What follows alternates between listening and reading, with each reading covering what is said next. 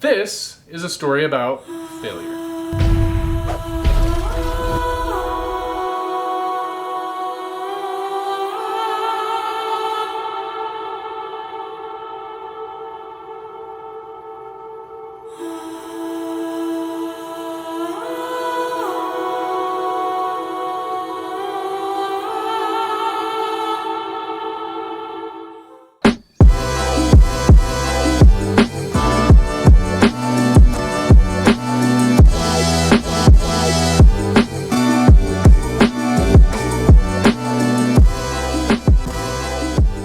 This is a continuation of a project from the last video.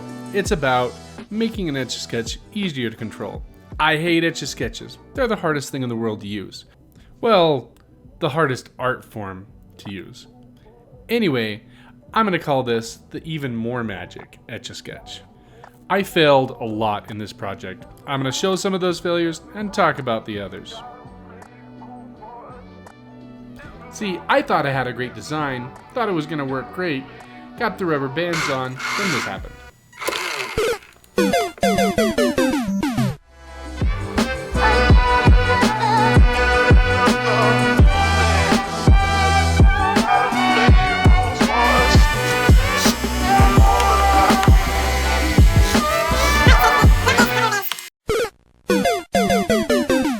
So, this is really annoying.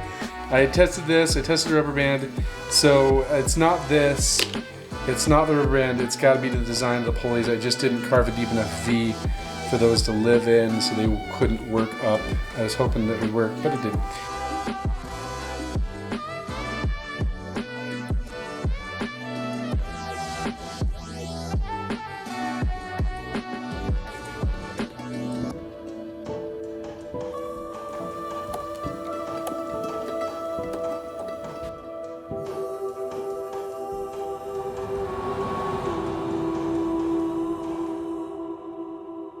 That is getting all wound up.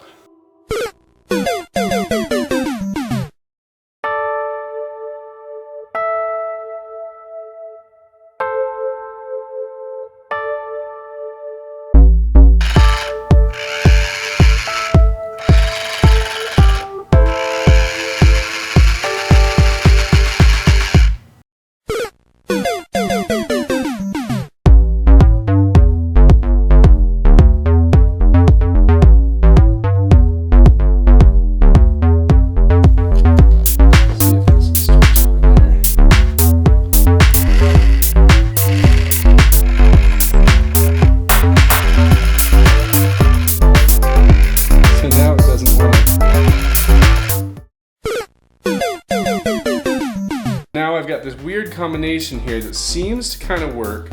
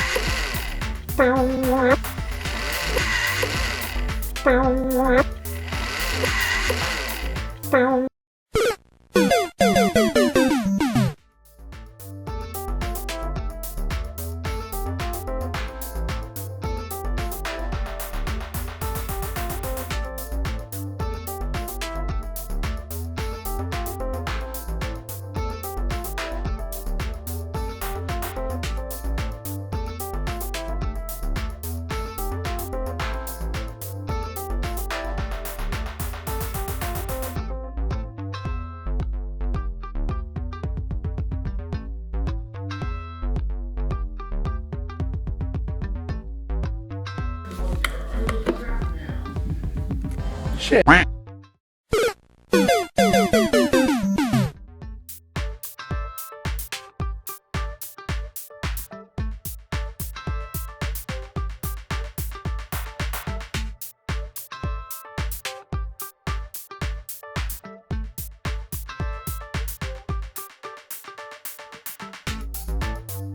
First big test, here we go. Oh, that is pretty. Oh, it's so nice. Alright, so what we've done is we've slowed it way down. Wait, why is it backwards? Well, we can fix that pretty easy.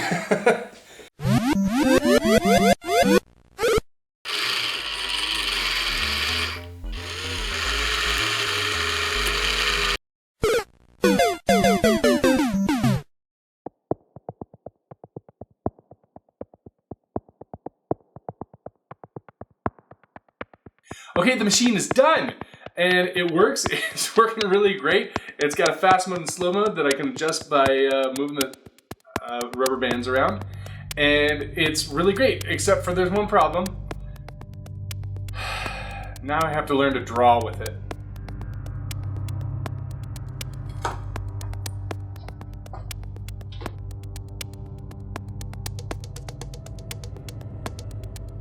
I took a lot of time inventing this thing. The only thing I really accomplished is making the interface easier. In the end, it's still an Etch-a-Sketch. You still have to learn how to draw on an Etch-a-Sketch and make something look good. Frankly, I cannot handle an Etch-a-Sketch. Drawing on an Etch-a-Sketch, it's maddening. It's slow, it's frustrating, and it just is not intuitive and doesn't get the marks I love. It's not my favorite thing to draw on. But it was fun to do this project and to create something. And one of the coolest things is when I hand this to a kid and to see them smile as they start playing with it. It's just awesome. But in the end, I want this to empower you to go create something. You can learn to do anything you want to do. This is a huge stretch for me. I failed all along the way.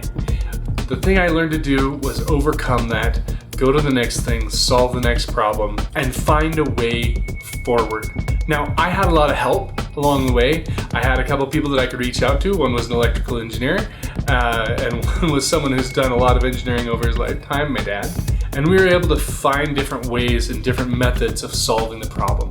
And I thought that was fantastic to be able to reach out to people. I don't do that terribly often, and I feel like that's a weakness. There's this false idea that we have of the lone wolf, of doing it by yourself. And the truth is, it's really hard to lift that load by yourself. There are people out there with more knowledge and skill than you have in certain areas. And going out and asking for help, that's not just okay, that's amazing because you can lift that load together.